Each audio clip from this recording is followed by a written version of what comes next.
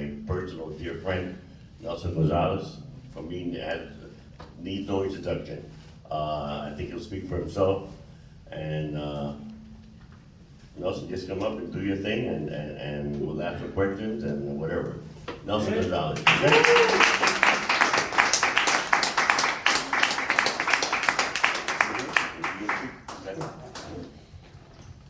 Hi, good evening, everybody. Good evening. And thank you for being here today. How are you doing? This is a surprise for me because the person that was supposed to be here were two Cubans that were coming from Cuba, but unfortunately they were stopped in Mexico. They didn't give them the visa to come to the United States. So they asked me, well, the whole thing started because I was talking to Eddie Palmieri, the piano player, and I was telling him about the Greeks and the Moors and how this instrument became about. And they used to have some instrument they call a bandurria and a laúd. In Greek they have the oud, which is another instrument. And it comes from, the reason why I was talking about it, because it had 3 strings. And this instrument originally is called tres. And it's called tres because originally only have 3 strings. Within time, people started modifying the instrument. And then it becomes 6 string, but in pairs. I don't know if anybody here play tres? Anybody here have seen a tres before? Yeah. Oh, he has seen it, okay. So within time, they modified it and became like a 6-string guitar. Most of the places that I've been to, they think I'm playing guitar. But I tell them, no, it's not a guitar. Once they look closer, they say, oh, how could you play that in the space? Because there's a big space in between the strings. And this is 6-string, but it's in pairs, 2, 2, and 6. And the middle strings is unison. But each string is tuned to a musical note. Like for example, the lowest string is tuned to an E, but the high string is an octave high on an E. The ones in the middle is tuned to a C, and it's unison. And the one in the top is tuned to a G. So it's an E and a G, but the E is an octave high. So it looks like Mr. Sancho overheard what me and Eddie were talking about. And he said, Nelson, you have to come and talk about your instrument. And I said, well, this is an instrument, this is a folkloric instrument, and not a lot of people know about it. They hear it in recordings. I did a recording with Gloria Stefan, and the tune, I think it was called Mi Tierra, and I did the intro. Nobody knew it was a tres. Everybody thought I was using a 12-string guitar or something else, or a guitar. Nobody really could distinguish the sound. I also played with Paul Simon, and I did some of that Broadway show called The Capeman at the time, and I did some of the intros. Again, nobody knew what I was playing. I remember one of the best things that happened in my life with the tres, with this instrument. I was in the pit playing, and I see this shadow coming towards us and watching the musician. But he kept watching me play, and he got closer. Then Paul Simon came around, and he said, Nelson, I want you to meet Paul McCartney. I thought I was gonna faint. What, McCartney, are you kidding me, man? And then he got close, and I will never forget his words. When I showed him the tres, what it was like and how I tuned it, his words were wow. And I thought I've seen them all. That was his big statement. I thought I'd seen them all. So this instrument is originally from Cuba. It's the part of Cuba that they call Oriente, the Oriente part of Cuba. But really, nobody really knows where the instrument has come from. They know it's from Cuba, but there's not really a specific place that people could say it was this part of Cuba or that other part of Cuba. The reason why they say it's from Cuba, because one of the oldest songs, the song is the most popular and dance form of Cuba. They call it el son. So they say that this instrument came with that rhythm. El son, el ritmo del son came with the tres. I always try to figure that out. Why are they saying that my tres came with el son montuno? But later on, as I started studying the instrument, first of all, when I started playing, there was no method. There was no tres method. There was nobody to talk to, really. So I had to learn it by ear. I had to learn. But then I talked to some of the musicologists, especially one that's called, his name is Rene Lopez. Mm-hmm. And he introduced me to the instrument.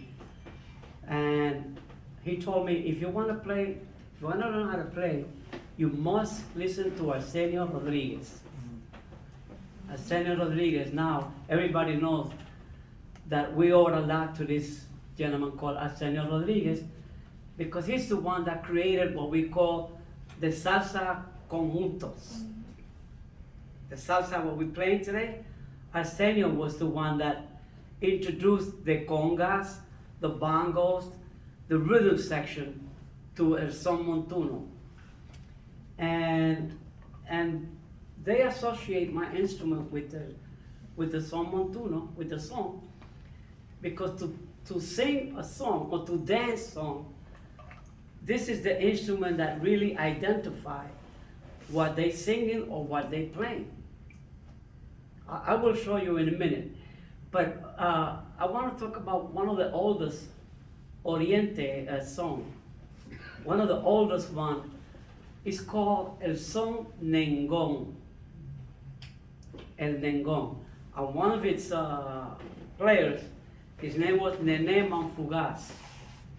Even though after that there was Eliseo Silverio, there was other players that came. I'm talking about 1910 or 1900 or real early. They were the first ones. So to play Nengon, one of the songs, the Son Montunos, you couldn't do it without the tres. And the way they played it was in arpeggios. In other words, this is a C, open C, G, C, E. Everybody knows that's the triad for a C major chord, right? G, C, E. It's a triad. So this is a C. But I don't play. It's not played like we call. It's played in arpeggios. Arpeggios. Did I say it correctly, sir? Yes. Thank you. So, one of the first Nengon, Son Montunos, was played like this.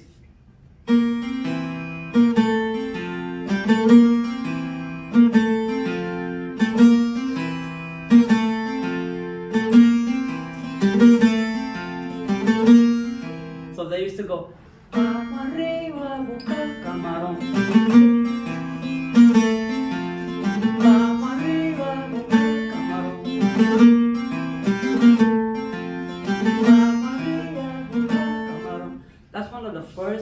sones that they heard in Cuba. And the reason why I always figure out why they call it Son de Oriente, why they call it tres is from Oriente. Because este son, Montuno, el de Oriente, was the first and only song that was introduced in La Habana. There was no other songs before that. But Son Nengón and this song was one of the first ones that went to La Habana. And that's why people think, it's from Oriente, because that particular song is from Oriente. But then they say, wait a minute, the song says, Vamos al río a buscar camarón, which means let's go to the river to fish, to get the shrimp. I guess, get the shrimp. But there was rivers, but the closest river really was not in Oriente. So everything that they say about this instrument is really a hypothesis. It's really a hypothesis. Nobody really has the story or knows where this instrument or what part of Cuba this instrument is from. They know it's part of the guitar because in Spain, when they play sones or son, they introduce la décima. La décima, which is, let's say if I would say, Vamos arriba, camarón. La décima, que cuando yo fui arriba, me encontré una muchacha. Que cuando, and then they sang a décima, but that was in Spain. In Cuba still, we're not singing in décima. They were still singing coro inspiración. That's where the soneros come from. And most of the soneros have to do with whatever the coro is singing about. Or whatever the coro is saying, the sonero has to improvise to what the coro is saying. So far, no questions? All right, so once this instrument was in, the first instrument, then I'm Puerto Rican, by the way, I'm not Cuban, but the first instrument in Puerto Rico, the Tres got to Puerto Rico thanks to a man called Isaac Oviedo. He went to Puerto Rico in 1926. He introduced this instrument in Puerto Rico. That was the first time Puerto Ricans saw a tres in 1926. But then they had their own instrument called el cuatro. El cuatro have 5 pairs of strings, and it's tuned way different than the tres. So to make a difference, they changed the shape, the body of the instrument, and they put like they put a fat belly here, and a little cuatro shape in the top, and a big space in the middle, so people would recognize it as a tres and not as a cuatro. Another thing they did, they introduced 9 string, so you were playing 9 string instead of 6, and that's where the name also comes from tres. Tres, tres y tres. That's why they call it the tres. So, by the way, when I first started playing with Típica 73, these 2 gentlemen here, they're very legendary musicians. Orestes Vilato, timbal player, and Johnny Rodriguez. This band, Típica 73, was very, they made history here in the city of New York. The arrangements, we used to sing in English, then I decided to change the sound of the tres. Of course, they almost ate me alive, but I got to it. And what I decided to do, I bought a wah-wah pedal, and I bought a Fox wah, and then on our tune, I started playing the tres with a wah-wah pedal. So we recorded a tune called La Candela, and we recorded one of the typical sones from Cuba, which called El Jamaiquino. Mm-hmm. And I decided to play half of the tune, typical acoustic tres, and half of the tune with a wah-wah pedal. People from here, they said, how dare you? But when I went to Cuba, they told me, oh, you did it, you dare, you did it, you changed it. And well, I don't see anybody else doing it. I haven't seen here in the city good chess players. All the good chess players, they're in Cuba. But nowadays, they're not really chess players. There's a lot of virtuosos of the chess. Because they play Bach, they play Beethoven, they play Mozart, they play everything on the chess nowadays. Oh, but be careful. The tuning is not really the chess tuning. They tune it as a guitar, which makes it much easier for the fingering, for the technique. It's much easier to play it if I tune it like a guitar. But it's not really the tuning of the tres. The tres have different tuning according to whatever place in Cuba you come from. And I tune to a C major chord, G, C, E, because they give you a chart, you don't have to transport anything, And also the tuning of the instrument is according to the neck. I got like a full scale neck, but in Cuba, the neck is short, it's very short, very, very short. So they tune to a D major. I tune to a C because the neck is long enough.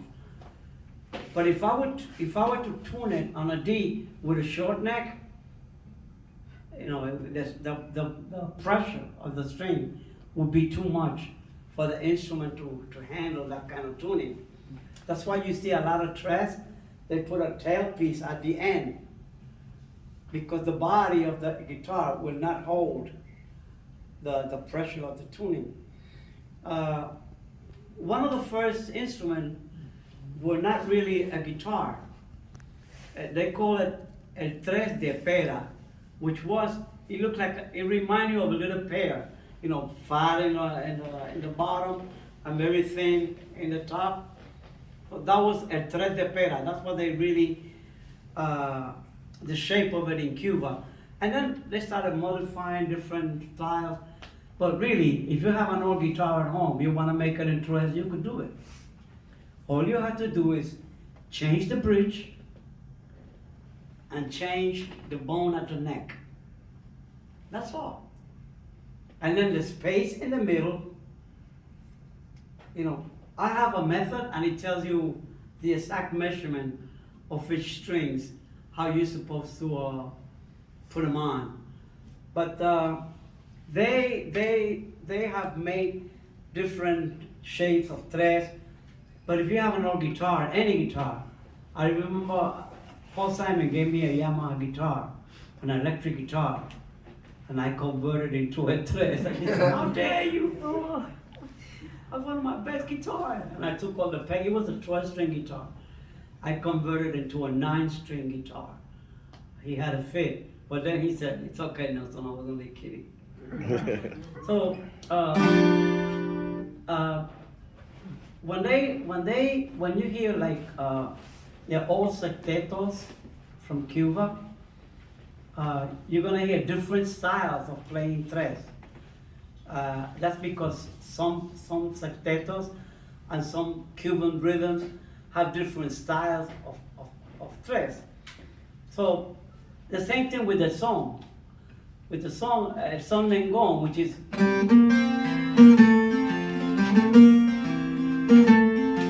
but then there's another song called Changui.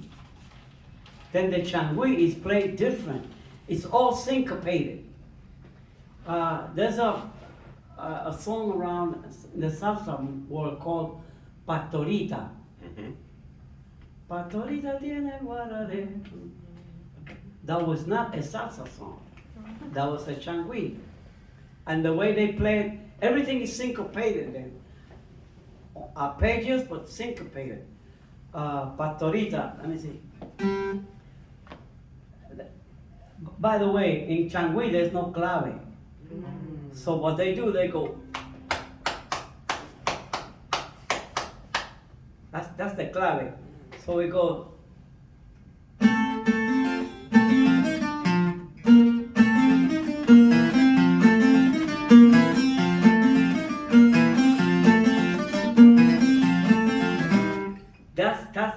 that's the changui. Everything is syncopated, everything, and they go.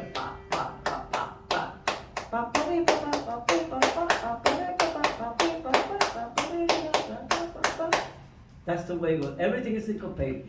There's no congas. It's only the bongos. That's all the rhythm, bongos. But one thing about the song changui is that part of where the changui comes from, they're very close to Haiti and Santo Domingo, Dominican Republic. So to play changui, they introduced the metal guiro in Cuba. So now the changui is not really a changui without that guiro, without that merengue guiro. And it's not the regular Cuban guiro. They don't play the regular Cuban guiro on the changui. They only play, it's gotta be a metal guiro. So the changui is another form of song. Let me see another song.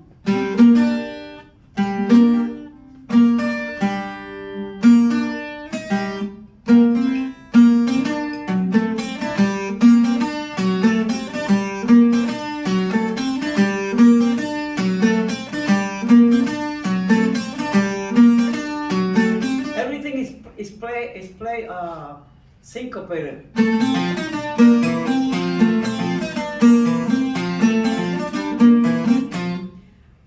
Let me see another changui that this gentleman here, he's about one of the few that knows how to play bongos on the changui. A little bit. A little bit, but I've seen it. It looks easy, but it's not. It's not easy to play bongo with that. Can you play a little bit, Orestes? Can you show us?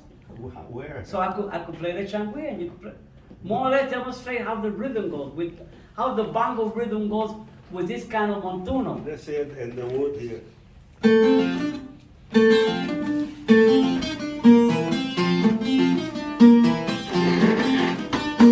Everything goes up beat. I can't get two sounds out of it.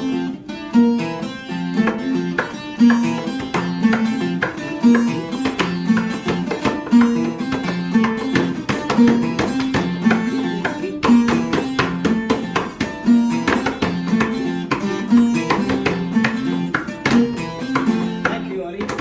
Yeah. So when you put all these elements together, the guido, the metal guido, and the bongos, and they never use a bass either. Basses, they have something they call marimbola. Marimbola. So it's like I saw in Cuba like three. What do you call that in the cars? Three short when the things in the bottom that hold the cars. The flexes. Flavor. Shocks. Can I say something? Huh? Okay, originally. Get the mic, Woody. Grab the mic. Grab the mic, Woody. Grab the mic. Come. Grab the mic, Woody. Okay. Hello? Yeah, My grandfather had an old, marimbola. an old shop, kind of an old shop, antique shop. And I wanted a marimbola when I was a kid.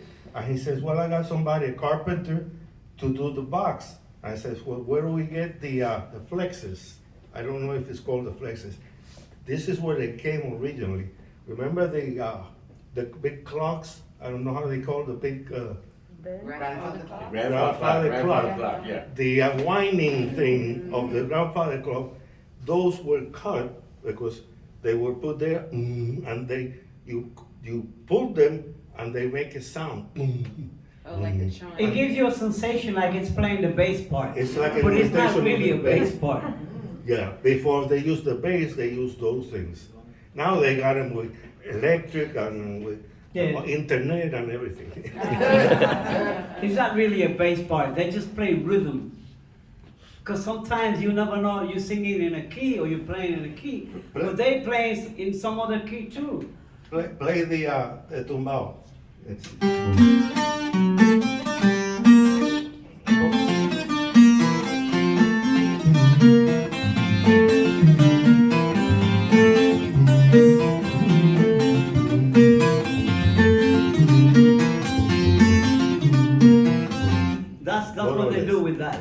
It's a huge box with three flexes. They got and then- 6 and 7 now.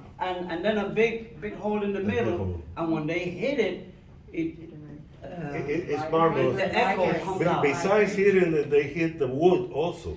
Yes. So it's like a cajon and a bass at the same time. So this is another rhythm that this really indispensable. You really have to play changui with a tres. There's no other way of playing it. No piano.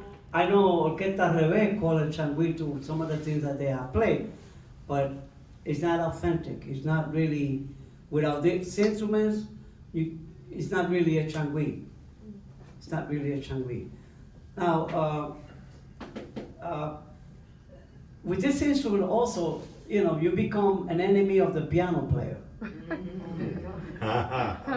Piano players will hate you. I've been blessed, not lucky, blessed, that I play with all of them. All of them. There has not been a name in the salsa world that I have not recorded or played with. Even the Cubans, Chucho Valdez, and those people, I play with them. So it's a blessing, but any band, any salsa band around town, none of them has a tres. Very rarely you see a tres player in the band. Why?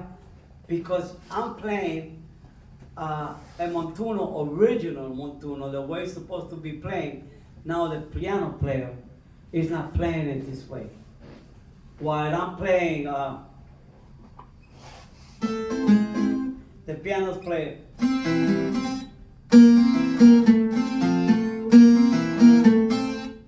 Oh, no.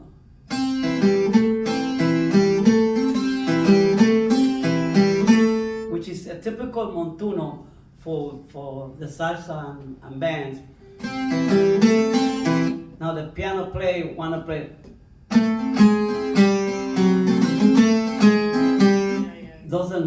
Doesn't match. So already we're fighting. So they don't like tres players. Most of the I used to play with Mark Anthony and the piano player asked Mark Anthony, "Hey man, why don't you fire the little guy with the tres?" And Mark Anthony said, "Cause he's the guy that's really swinging here, man. You're playing just chords. He's the one that's phrasing.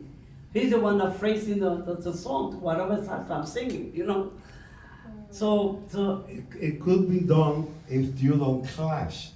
If your piano player plays here and somebody like Nelson will look at the way not to interfere with what the piano is doing. So then you do it like a chord, right. Yeah. So this is where arrangers are mistaken. Most of the time, if I want to record, they give me a piano chart as big as this wall. Are you kidding me? With 3 strings, I'm supposed to play F7 and B flat minors, I don't know what else, with 3 strings? Come on. But I found out in Cuba, they don't do that. Very few. I remember Ray Santos, which was one of the best big band arrangers. He went to my house one day, Nelson. I want to know how you do it. Why you don't fight with the piano players? Then I said, well, Ray, the only thing you have to do is make me part of the chord structure that you wrote.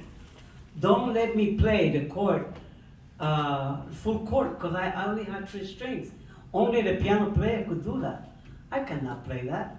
I could more or less find out where the heavy part of the accent, the 7th or the 9th, where is that, and then play the triad, but with the 9 somewhere with my finger. But it's not really the full chord, only the piano with that. But now between piano, bass, and tres, make me part of that chord. Don't give me a chart to read. Don't make me play something that I cannot play. Make me part of the chord. So we recorded a few albums called, I don't know, with Patato, Candido, and Giovanni Hidalgo. Mambo King. Mambo. Conga King. Conga Kings. Imagine, Conga Kings. 6 congas and 1 tres. That's great. But we have done that before with Martin Cohen. He recorded Patato, which was one of the greatest rumberos in New York. And he played bongos in those records, Orestes. So the first album was just 9 congas, each guy with 3 congas, and I'm in the middle playing montuno. All right. So it was difficult for me to hear what they were singing about. Most of those rumba records, they have no charts. They just come in, put a bottle of rum here, or whatever else they want to do, and then let's sing, let's play, and let's record. Now, whoever doesn't know about that is like pulling you in, what? No, quiet, quiet. These people are having a ball. They're recording rumba, because that's the way the rumba is recorded. And that's the way you see rumba all over town. The real rumba. The original rumba. Not the rumba that they had here in the 40s. No, not the rumba that Desi Arnaz play, and not the rumba that I Love Lucy, and not the rumba that Javier Cugat. Javier Cugat, oh my God. But he had good rumberos too, because Miguelito Valdez. Yes. He was the first one that recorded Change de Bruca Maniwa, which was one of the Arsenio's best, Compositions. Yeah. What's the other one? Big, famous? Babalu. Babalu. That it was, Desi Arnaz got the credit for the tune, Correct. but it was Miguelito, the one It was that made it Miguelito famous Valdez all that over did the it. world. But And gave it to Desi. I'm glad in a way, I Love Lucy, they took it all around the world and people got to see a little bit of it, which is, it was really great. So, So how do you keep the tradition? Sounds like the tradition. I'm sorry, How are you trying to keep the tradition of the class? how do I keep the tradition? Yeah, it sounds like, are you teaching the next generation? how to- Yes, I have sometimes I get in the internet and I invite all the kids, hey, you wanna play tres, man? But then people, they think I'm crazy, oh man. I remember one guy, I was giving a lesson to all the kids, and everybody that wanted, hey, go in my page, and I sit down and I teach you the tuning. First of all, you have to know how to tune it, and then the rest of it. But you know how it is, and they say, no man, you should be making tons of money, making videos, and I don't care about that. I care about, Cachao once told me, Nelson, don't let the tradition die. And this is Cachao, the inventor of the mambo, told me, don't let tradition die. And that's what I'm trying to do. When they first asked me to come and talk about my instrument, I told Sancho, man, first of all, I don't have, I didn't go to Berkeley. I don't know, I didn't study music formally. I'm from the street of the Bronx. So what am I going to say? He said, just do it the way you want to say it. Just say it and do it the way you want to do it. People will understand you. And then, let me go ahead. Then after that, became La Guajira. La Guajira. Anybody knows what a Guajira is? Yeah. Okay, the Guajira, the most famous Guajira was Guantanamera. That was the most famous one. And they started, the first one was with the tres.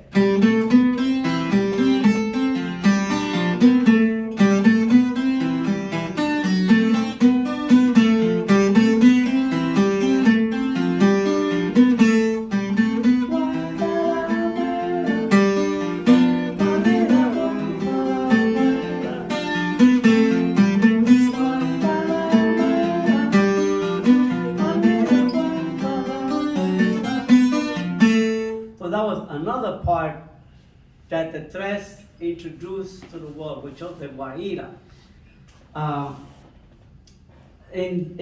What does the word Guajira mean? Okay, that's what I was gonna do now. Okay. No, but before that, anybody knows lo que eran los mambises? Tú sabes, ¿verdad? Okay, los mambises in the Spanish word, right? en la guerra contra los españoles, they used to be on the horses, and they used to have this instrument like that in the horses, and everybody thought it was a rifle. It was not a rifle. It was a tres, because in Décima and in Guajira, they used to communicate and tell each other what was going on, where the enemy was at, and all that. But in Guajira, the same way they do it in Puerto Rico with the bomba and plena. And they used to play changui. And they used to play changui. Nobody, they couldn't understand what was happening. But that was the way of them to communicate, to tell each other where they were at and all that. So Guajira, because in Cuba they call Guajiros the people from the mountains. The Guajiros, to us, to Puerto Rican, somos los jíbaros. So un jíbaro es un guajiro en Cuba. And that's where the word comes from, Guajira.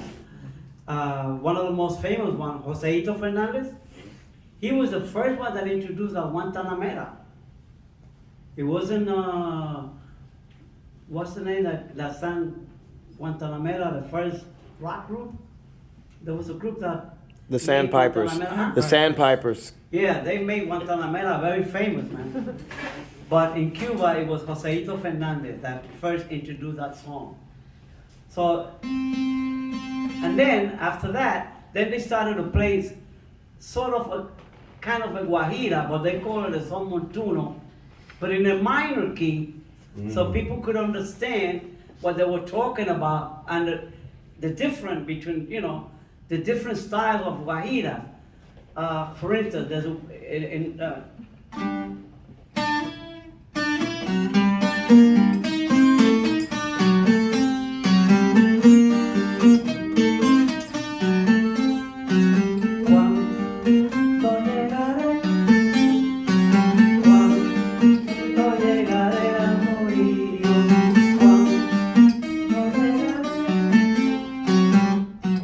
that's another the style of song, a guajira song, but in a minor key. And again, viene la décima, where el sonero dice la historia. And the reason why I mentioned Puerto Rico, because in Puerto Rico, la plena is the same thing. La plena is a history. La plena is the newspaper of the day. What happened in el barrio during the day. And that's how they tell la noticia. Yep. The news, that's how they tell the news. The same thing with the Guajira, and the same thing with the Son Montuno. One of the most famous plenas, cortaron Elena, cortaron Elena, cortaron Elena, mandaron para el hospital. Cortaron Elena, cortaron Elena. That was one of the most famous ones, and it was some lady that got caught in a fight, So that's how they tell the news in el barrio, in the rural parts of Puerto Rico and Cuba. They had a program in Cuba in the radio, like Guantanamera, and they used to tell all what happened. They killed this guy in this corner. Mataron a Pedro, all that stuff. As a matter of fact, there's a how do you call that? When the intercambio, cultural interchange, intercambio cultural between Puerto Rico and Cuba happening now, right now, with some of the best décima singers and guajiros from Cuba come to Puerto Rico, and some of the best jíbaros from Puerto Rico go to Cuba, and they sing. So it's música jíbara with Cuban music. Any questions? Any? What about guaguancó? Guaguancó is. Guaguancó is another type of rhythm, which is Cuban too, yeah. or mainly with tambores. I mean, before we used to call it salsa. We used to tell the difference. What was guaguancó, un cha-cha-cha, un mambo. Now they call it salsa. Everything is salsa. Nothing have any ID. Everything is salsa, salsa, salsa. So you don't know what they call it now. You don't know what they playing. Okay. Tito Puente once said that the only salsa he knew is the one that he put in the. And the food, and the food, and the food. Can I say something? Yeah. Guaguancó is also, the real word of Guaguancó is a part of rumba, or Cuban rumba. The thing is that some groups like Arsenio and Chapotín made a slow tune, kind of like a son montuno, and they call it Guaguancó. I don't know for why. Maybe to be more black or something, you know. But that's what it is. But it's not really Guaguancó. The real Guaguancó is the one with the drums and the people singing with no instruments. That's the one I know. Yeah. That's the only guaguancó I know. But then within that vein, they have El Jambu, Yeah, the slower. which is the same thing but in a slow tempo. But the rhythms and the tempo and the technique for the drums are different. Yeah. A lot of people, they think that, well, nowadays everybody play congas, No. and they play conga just like to everything, and the same pattern. No, my friend, there's a different pattern for each rhythm that you play. Johnny, and Orestes, these two gentlemen that are here, they really know how to differentiate. Yes. When you hear them on recordings, they tell a difference. You could tell a difference.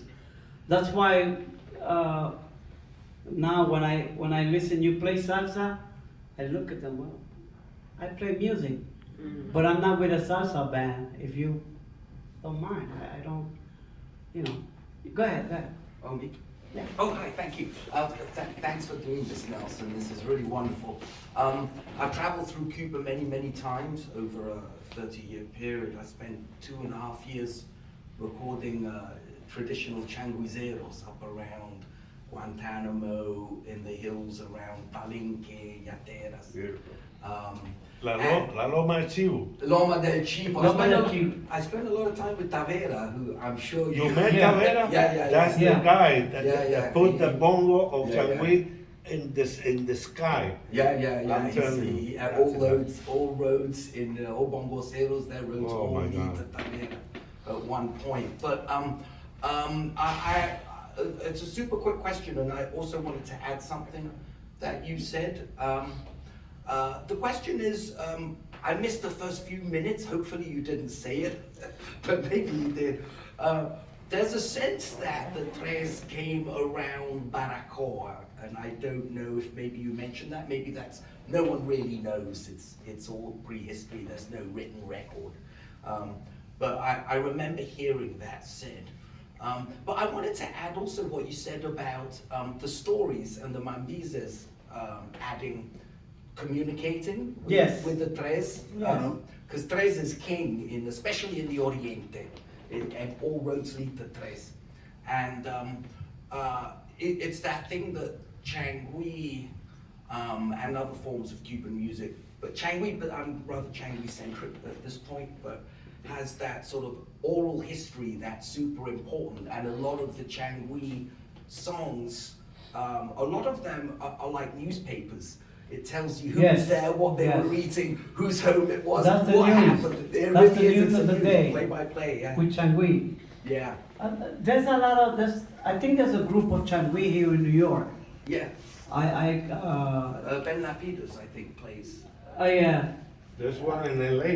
Yeah. In LA, yeah, I Yeah, heard the group in With the LA. trumpet player, yeah. But Changui has not yet captured the people's ear. Not It's traditional. such a great and so profound rhythm that you really have to like really listen to what they're doing. You know, it's like jazz improvisation. The first time I heard jazz in my life, I owe it to Jerry Gonzalez. Well, not the first time, but he told me, "You want to hear jazz? Come here." And he took me to the Village Vanguard. And I saw for the first time Fat Jones Man Lewis Band. Wow. Yeah. And I went, oh my God, what I'm missing here. Those are the guys. I just did an album also called Thanks Dizzy. It's I wanted to thank Dizzy Gillespie for bringing Chano Pozo and all those Cuban rhythms to New York to play, you know. And Chano gave him one of his biggest hits, Manteca, you know, which the same thing with now I'm talking about musicians that made history, Tisol. He wrote Caravan. That's Tucalento's biggest hit, you know, and There were a few Latinos there that they never gave him credit for. yeah. In the big bands. But well, sometimes I want them to say that I play tres.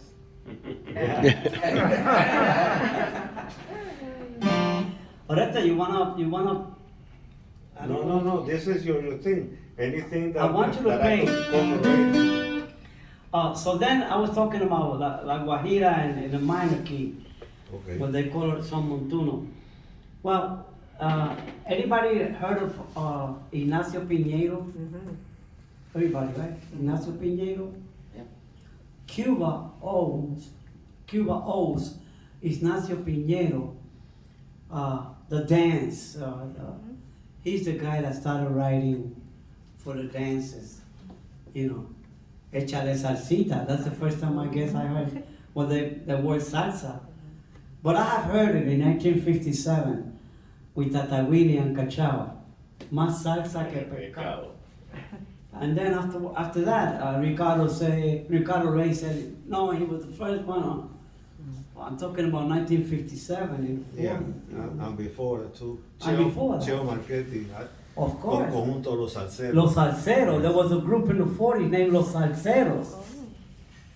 Cheo Marchetti. He's the one that wrote Oriente. Yeah.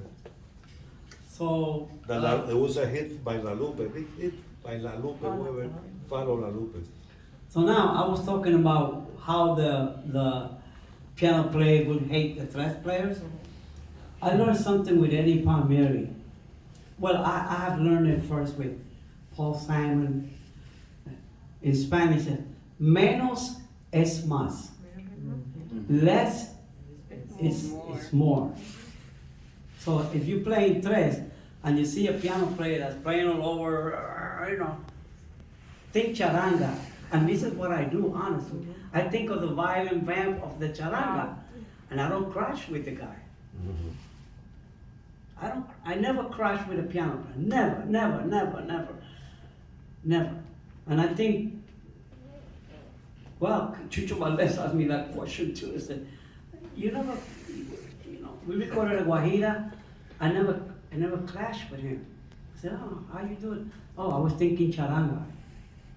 We're thinking charanga, because all the violin players in charanga, they play a vamp. Yeah. So I play a vamp instead of a montuno. I let you play your stuff, as long as I don't, you know, clash with, you know, harmonically with what you're doing. I'm okay. So one of the most busiest piano players was Charlie Palmieri. He used to play.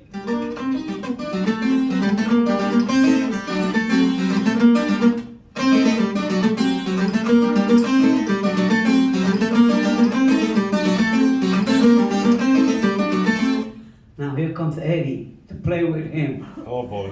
Now Eddie go.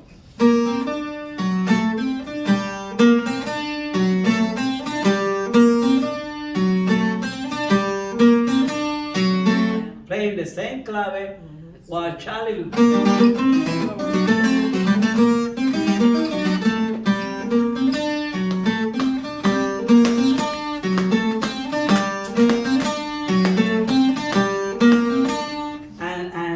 And so on. He taught me so many montunos with less, you know, with less chords. The difference between Charlie and his brother Eddie, Charlie comes from Noro Morales. Yes. They're more into the downbeat. But in the time, and Eddie used to be a timbal player. He plays more like a percussionist. Yes. So he used a lot of syncopation. So that's what you were playing. I think it's almost changui what he's doing. Yes. Yeah. Yes. You know. Yes. So that's- if they don't call it like that now, but it's there. The root is there. That's why I'm in his band. Yeah. Bring your aim closer to me and said, oh, Eddie, please. you're deaf, you're not gonna hear me. No, bring your amp closer to me.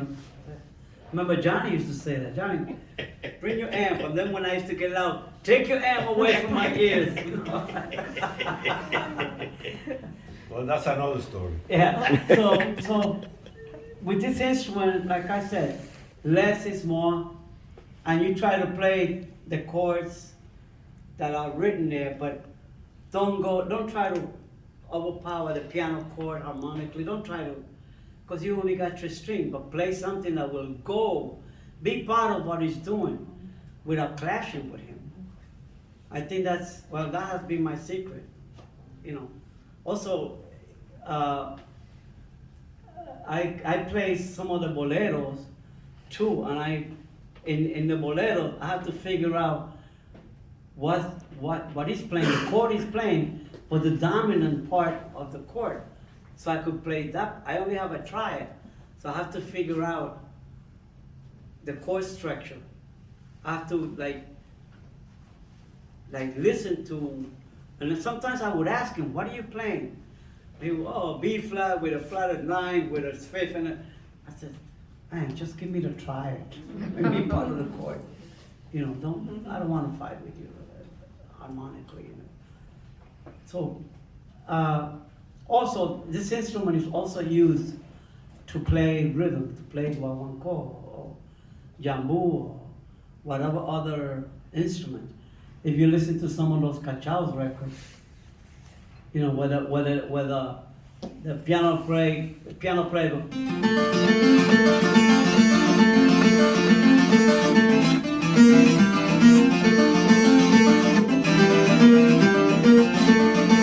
Then I go.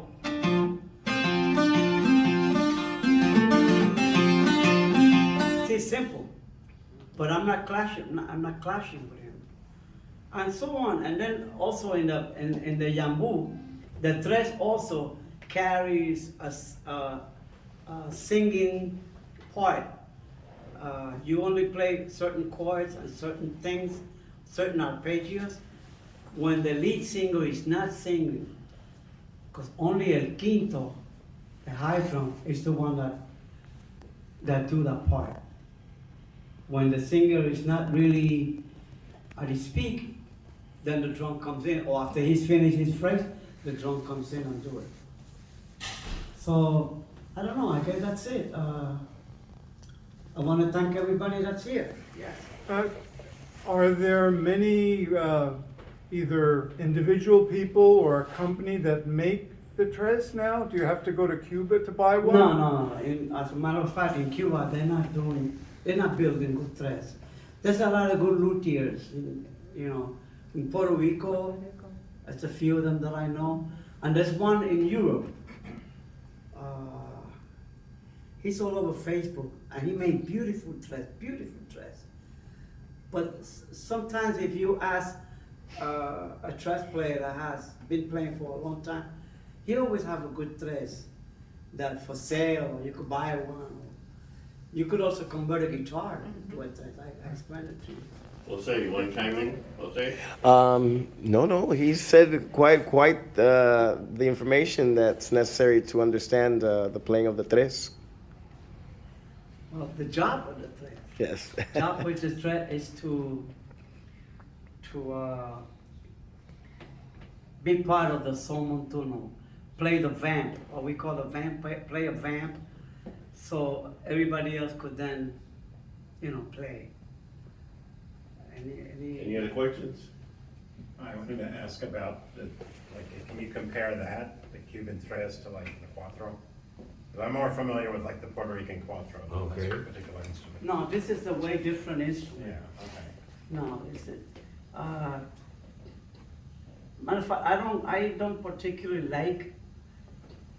Maybe because I learned how to play more from Cuba than Puerto Rico and the Cuatro. I don't like too much Cuatro on the. Somehow they have not really gotten it together. They tend to play a lot The only more. guy that salsa that did it was probably Joe Motoro. Yeah, go ahead, Dave. Was a Cuatro player. You want some info on your motor? Huh? You he was looking for info on Yo Motoro. So you play the Yo tres mo- or the cuatro? He plays the The cuatro. cuatro, but you don't. But a lot of people that don't know, that's the problem. Okay. They say Yo Motoro don tres. No. It's not a tres, he was playing a cuatro.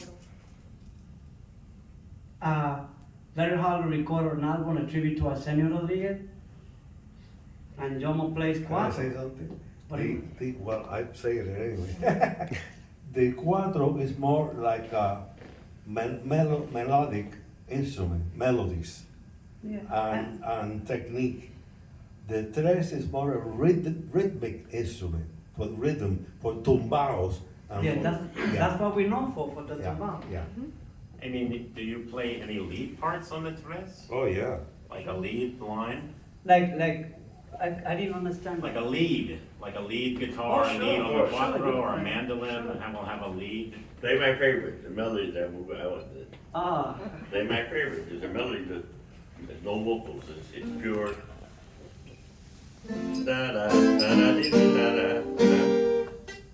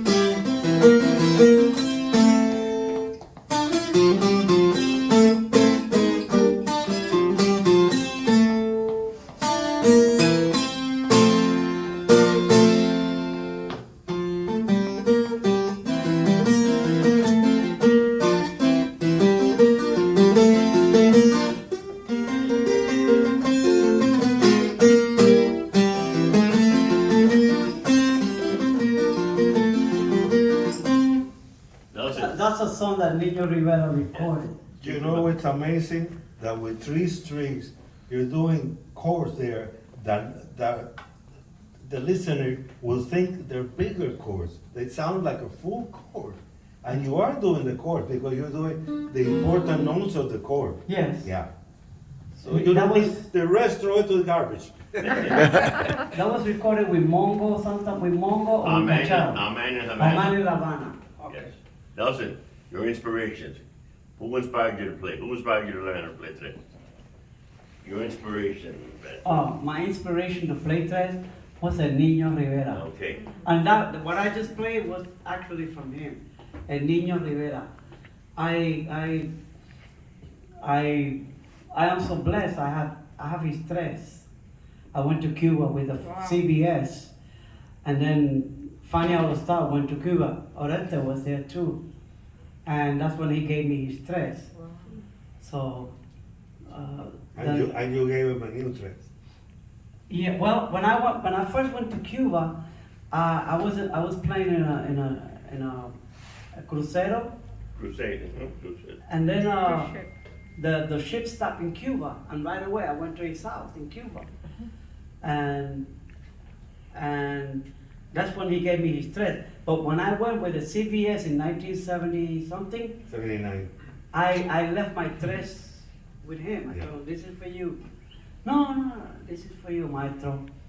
So later on, I saw Areito All-Star, and I saw my tres. He was playing my tres, and I knew it was my tres because I had like a small Puerto Rican flag here. So the colors of the Cuban flag and Puerto Rican flag are more or less the same. So everybody thought it was a Cuban flag. It was a Puerto Rican flag. He never took it off. Just like this tres is signed by Cachao. Wow. But he didn't give me this tres. What happened is I was in Los Angeles. I was doing a gig, and I put my tres on top of the piano, and this guy came and asked me, "Can you have Maestro Cachao sign my tres, please?" I said, "Sure. Give me the tres," and I put it right next to me. I said, Cachao, there's a friend of mine that came from San Diego. Maybe you could sign his tres. Cachao said, oh, sure. So he took a Sharpie and signed my tres.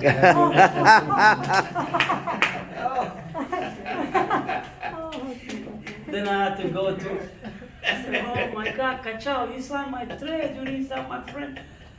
Oh, well, he went home. Then I had to go to the guy with his tres without being signed. I said, look, now we have to track him down to his hotel, find out what room he's in, and I'm gonna come in and let him sign it, you know? So anyhow, I thank you very much for being here with us. I appreciate it. Anybody would like to make any corrections?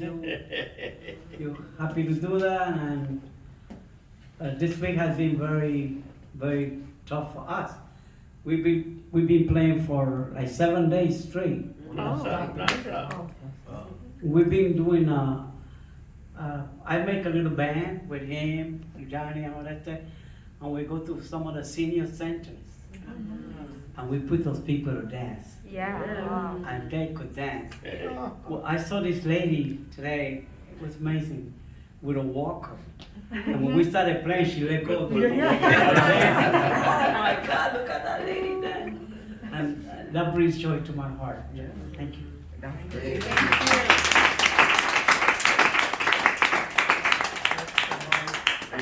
Thank you all. Thank you for all of your contributions. It was a great conversation. Those of you who are interested, we do have an event tomorrow night at 7 p.m. Jay Horde, and then again on Thursday at 2 p.m. One more time, Nelson Gonzalez. Yes, sir. Thank you all. Have a good night. Get home safe. Thank you.